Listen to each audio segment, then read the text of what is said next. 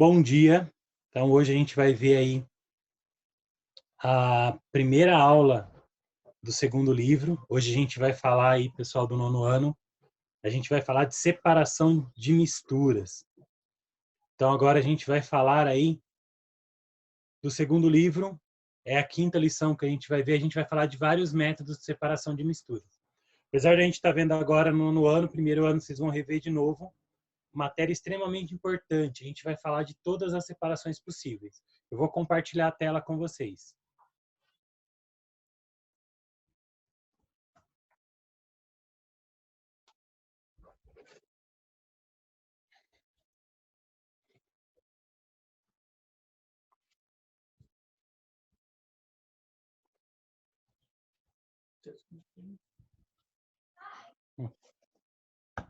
Hum.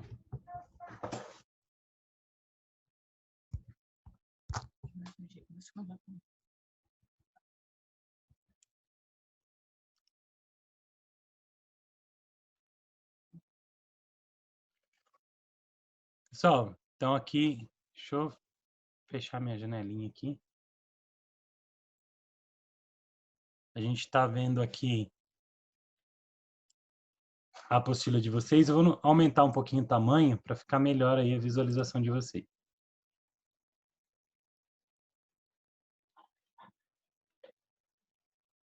Então a gente vai falar aqui, ó, nosso capítulo 5, separação de misturas. Qual que é o objetivo da separação de misturas? Então, a gente viu na aula passada que a gente tem basicamente dois tipos de misturas, homogêneas e heterogêneas. E o objetivo dessa separação é a gente conseguir aí transformar uma mistura, ou como a gente vê aqui no exemplo, uma água que está imprópria, numa água pura, numa água potável, uma água que a gente possa consumir aí. A gente vai falar de vários métodos para separar a mistura. Então, a gente vai ver quais as possibilidades possíveis que a gente tem. Então, o primeiro tipo que a gente vai falar são de misturas heterogêneas, mas são misturas heterogêneas que acontece o quê? As duas partes são sólidas. Então, neste caso aqui, o primeiro método que a gente vai falar aqui, ó, catação, que acontece numa usina de reciclagem. Você cata materiais maiores por tamanho ou por material que você prefira. Não é o único método que a gente tem quando são dois sólidos. A gente pode ter um caso, por exemplo, tá até grifadinho aqui para vocês, então é legal vocês grifarem na apostila de vocês também. Quem não tem, essa é a parte principal aí. Separação magnética. Eu pego um ímã e ele vai atrair um metal. Então, eu vou atrair um metal específico de um conjunto de outros materiais aí que não me interessa. Posso ter aí a peneiração. Tá grifadinho aqui porque peneiração também tem um nome que muita gente se esquece, que é tamização. Vou colocar até de amarelinho aqui, ó. Então, peneiração ou tamização.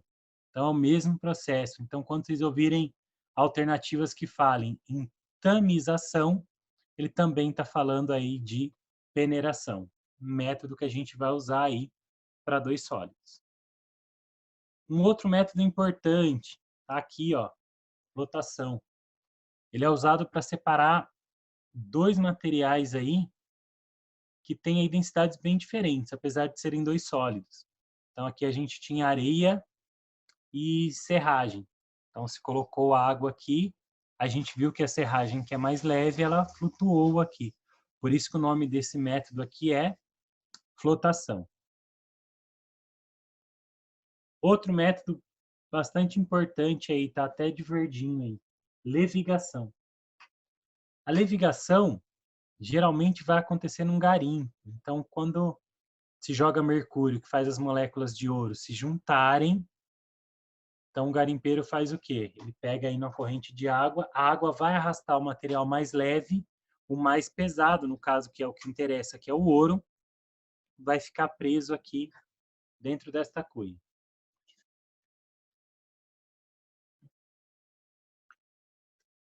Outro método importante aí, dissolução fracionada.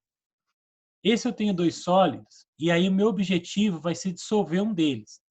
Por exemplo, eu posso pegar aqui, como a gente está vendo, areia e açúcar.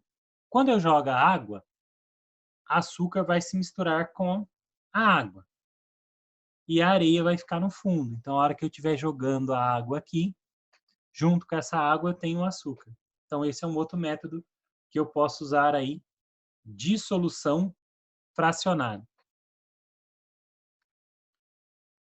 Aí a gente entra numa outra categoria. Então, a gente viu até agora sólido e sólido. Como que eu separo dois sólidos? Eu também posso usar um outro método importante. Eu vou agora usar métodos que separem sólidos de líquido. Então, a gente costuma chamar de mistura sólido-líquido. O primeiro deles descrito aqui, decantação. Então, eu misturo aí, ou deixo parado a minha solução, a parte sólida cai depois de um tempo e a líquida fica. Então, eu vou jogando a líquida e deixo a sólida aqui. Então, isso a gente também chama de decantação. E aí tem algo bem interessante aqui, eu vou até deixar de amarelinho. Centrifugação. Então, essa parte aqui de você sabia, vou até grifar, porque ela é muito interessante. É um método que a gente tem aí e tem inúmeros exames que a gente precisa que vai usar essa técnica. Como a gente pode ver aqui a amostra de sangue, depois de passar da centrifugação, a parte sólida fica embaixo e aí a fase líquida fica aqui. E aí dessa parte aqui que eu vou pegar os componentes que eu preciso aí do sangue. É uma técnica bastante utilizada aí na área da medicina e ela ajuda a gente também a ver misturas heterogêneas do tipo leite. Então o leite a gente aparentemente enxerga uma substância só, mas quando a gente joga na centrífuga ela deixa separadinho aí nas fases. Aí a gente tem o método mais importante, mais utilizado para separar sólido de líquido, a filtração. É o método mais comum e também é interessante porque é o que a gente vai usar muito no nosso dia a dia. Então, fazer um café, por exemplo, usa esse método. Você tem o objetivo de reter a parte sólida no filtro e a parte líquida é o que vai passar.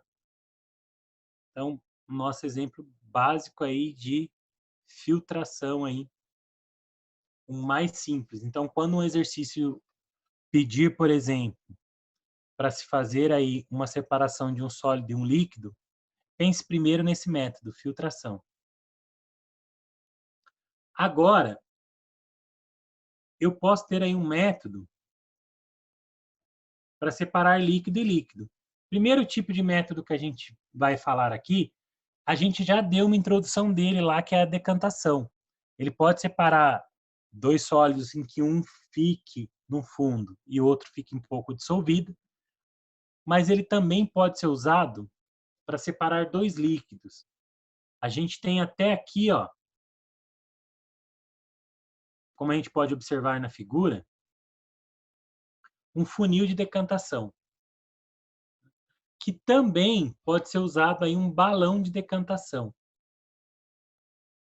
Eu vou diminuir um pouquinho a imagem aqui para mostrar para vocês aí um balão de decantação. É um pouquinho diferente.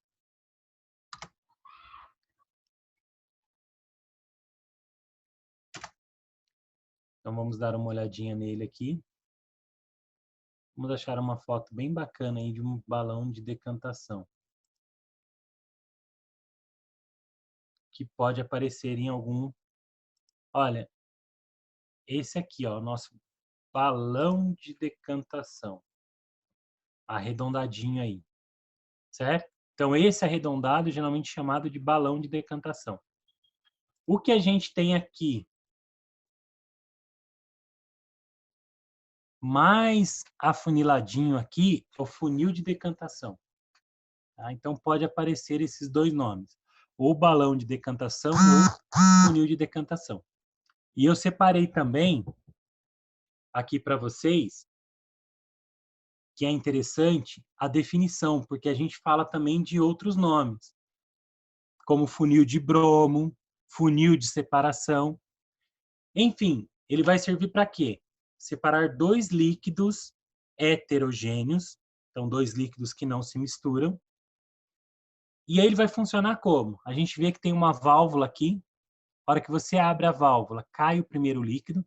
Então, no caso aqui, vai cair primeiro o líquido rosa aqui.